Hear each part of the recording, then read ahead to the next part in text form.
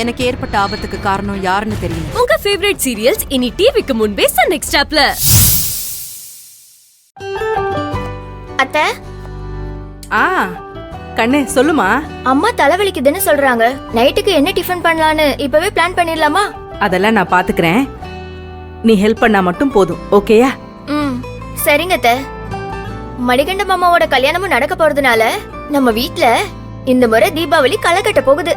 மணிகண்ட விஷயத்துல தேன்மொழியும் நல்ல ஆர்வமா இருக்கா. அது எனக்கு ரொம்ப சந்தோஷமா இருக்கு. எங்க தீபிகாவை மணிகண்டனுக்கு கேட்டதும் என் மேல கோச்சுக்குவாளும் நானே பயந்துகிட்டு இருந்தேன்.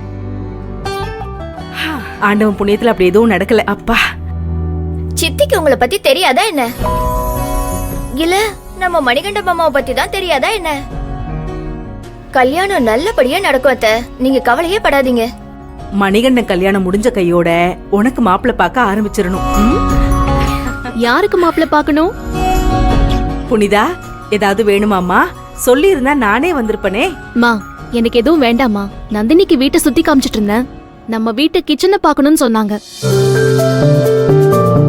அதான் சரி இங்க கூட்டிட்டு வந்தேன். நந்தினி, நம்ம கிச்சன் எப்படி இருக்கு?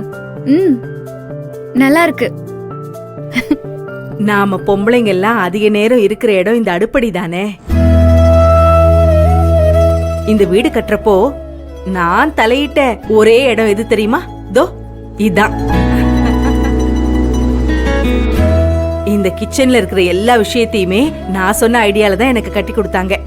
உங்க வீட்டு கிச்சன் எனக்கு ரொம்ப பிடிச்சிருக்குமா. ரொம்ப நல்லா கட்டியிருக்காங்க. அக்கா, உங்ககிட்ட ஒண்ணு கேட்கலாமா? கேளுங்க.